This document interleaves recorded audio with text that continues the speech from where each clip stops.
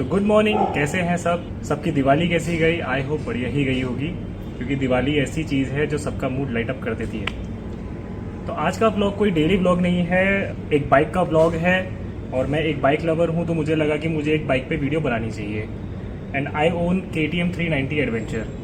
सो specs तो सब online देख ही लेते हैं, आजकल गूगल में हर चीज़ अवेलेबल है। तो मैं बात करूँगा राइडिंग एक्सपीरियंस की, और मैंने क्या क्या इसमें एसेसरीज़ लगाई है, क्योंकि आजकल एसेसरीज़ बहुत सारी अवेलेबल है। तो लोग आजकल बहुत कन्फ्यूजन में रहते हैं कि क्या एसेसरीज़ लगाएं और क्या नहीं, क्या बेस्ट होगी और क्या नहीं हो सकती है। सो चलिए आज इस पर बात करते हैं। सबसे पहले बात करते हैं राइडिंग कंफर्ट की।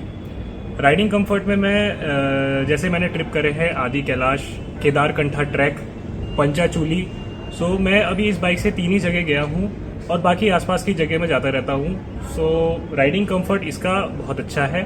मैं सीट के मामले में बोलूँगा, सीट थोड़ी हार्ड है as compare to Himalayan and other competitors of this bike. So लोग इसमें कुशनिंग करा सकते हैं, बट उससे थोड़ी सीट हाइट बढ़ जाती है। सो 510 एंड 511 के आसपास के लोग इसको चला सकते हैं, उससे नीचे वाले तो थोड़ी डिफिकल्टी होगी उन्हें चलाने में। बट सबके अपने स्किल्स हैं, कई लोग चला लेते हैं, कई लोगों को डिफिकल्टीज आती हैं।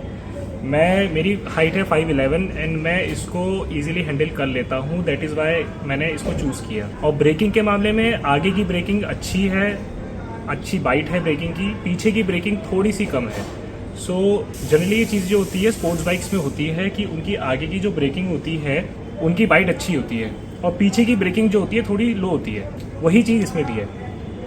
और बात करें इसके इंस्ट्रूमेंट क्लस्टर की, इसमें हर चीज़ डिस्प्ले होती है। From a music to an incoming call to a navigation to fuel range, everything is visible on this display. अब बात करते हैं इसके एसेसरीज़ की। मैंने इसमें क्या क्या एसेसरीज़ लगाई हैं, मैं आपको एक एक करके दिखाता हूँ। चलिए। सो गाइज आगे से स्टार्ट करते हैं। ये लगाई है मैंने लाइट्स HJG की फ्यूचर आई लाइट 60 वाट्स, और ये मैंने मंगाई थी दिल्ली से, क्योंकि मैंने यहाँ ज़्यादा रिसर्च नहीं करी थी, मैंने सब ऑनलाइन देखा था।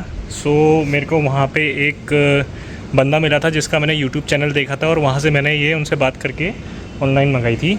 ये पड़ी थी मुझे कुछ 3900 विद डिलीवरी चार्जेस। दूसरी चीज़, इसको लगाने के लिए मैंने लिया था ये मैड डॉग का क्लैंप, जो मुझे यहाँ हल्द्वानी में ही मिल गया था। यहाँ इसलिए नहीं लगाई मैंने क्रैश गार्ड में कि जनरली बाइक फॉल होती है तो लाइट डैमेज होने के चांसेस ज़्यादा हो जाते हैं, इसलिए मेरे को सबसे बेस्ट एरिया ये लगा था। इससे थ्रो भी अच्छा आता है और विजिबिलिटी अच्छी हो जाती है। इसका जो स्विच है वो है ये विद हार्नेस लगी है लाइट।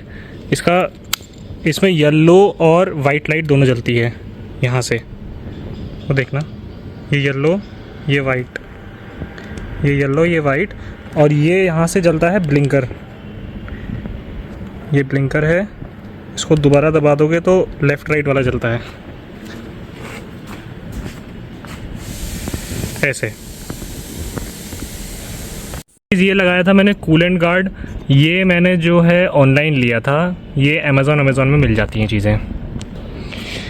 एक लगाया था मैंने ये ऑयल कैप, ये भी मैंने ऑनलाइन मंगाया था, और ये आप ऑनलाइन देख सकते हैं।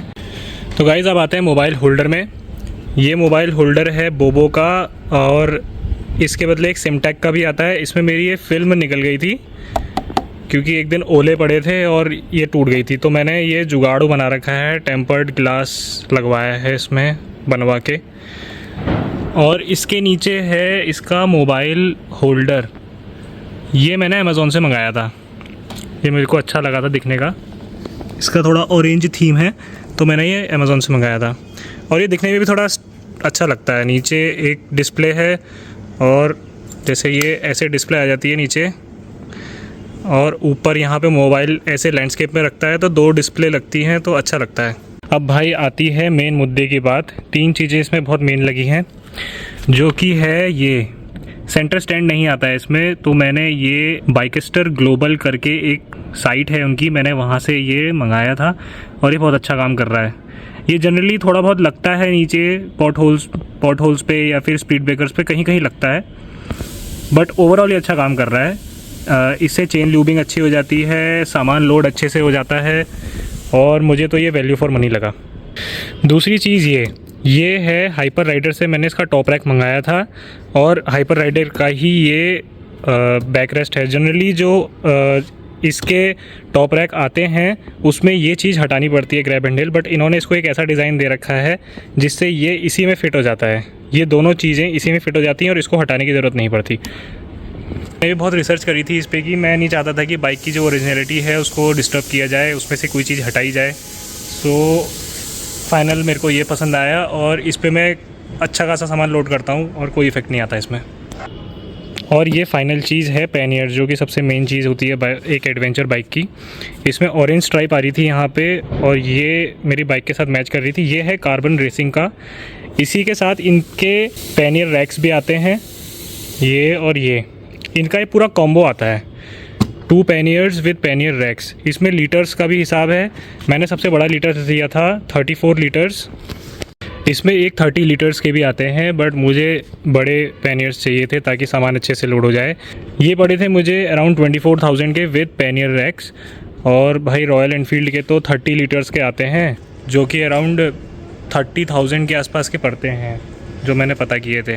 तो मुझे तो ये सबसे वैल्यू फॉर मनी लगे और इसकी क्वालिटी भी बहुत अच्छी है।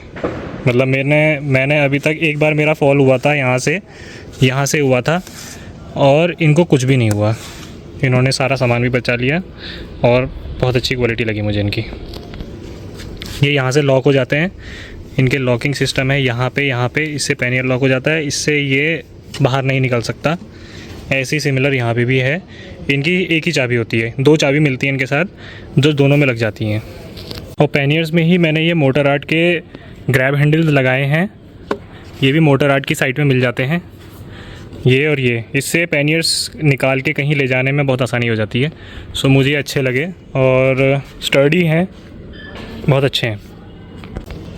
Last but not the least, adventure में तो कितना सामान लगा लो कम है। ये है जीबी का टॉप रैक। इसमें एक जनरली लोग क्या करते हैं, मैग्नेटिक टैंक बैग लगाते हैं जिससे टैंक में स्क्रैचेस पड़ जाते हैं। सो मैंने ये लगाया है, ये इसका होल्डर है और इसी में टैंक बैग अटैच हो जाता है। Quick release and lock system है उसका। सो ये देखो गाइस, इसमें ऐसे एक टैंक लॉक लगा हुआ है जो इसके ऊपर ऐसे प्रेस करो तो ये फिक्स हो जाता है। इसके नीचे ही क्विक रिलीज़ हैंडल है, यहाँ पे इसको ऐसे करोगे तो ये निकल जाता है। वैसे अब राइनॉक्स ने भी एक अफोर्डेबल ऐसे ही टैंक लॉक निकाला हुआ है। ये तो जीवी है, जीवी का ये छोटा है, 5 लीटर ही है, ज़्यादा बड़ा नहीं है, तो थोड़ा कॉस्टली भी है। बट राइनॉक्स का जो है इससे काफ़ी अफोर्डेबल है और आई गेस उसकी क्वालिटी भी अच्छी होगी। खैर जीवी की तो अच्छी होती है, उसकी भी अच्छी होगी। जिसको अफोर्डेबल टैंक लॉक सिस्टम चाहिए वो उसको प्रेफर कर सकता है। एक मैंने इसमें ब्लिंकर भी लगाया है जो ऐसे करके इस पैटर्न में चल जाता है।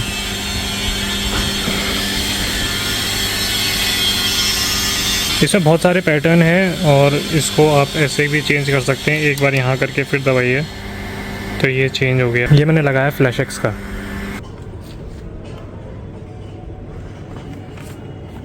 सो गाइस, सब कुछ बता ही दिया है मैंने, क्या क्या लगा रखा है मैंने बाइक में। और मैं एक ट्रिप प्लान कर रहा हूँ 1-2 दिन में पाताल भुवनेश्वर की। मेरे पास इससे पहले CBR 650 थी, जिन्होंने मेरे शॉर्ट्स देखे होंगे यूट्यूब शॉर्ट्स, उसमें मैंने उसका एक वीडियो डाला था।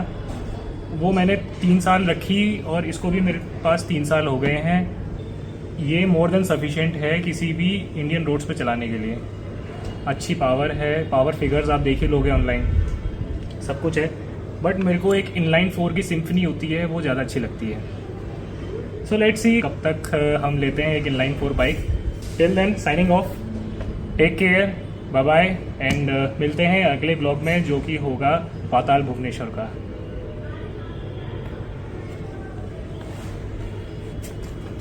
अरे भैया बड़ी ऊंची है।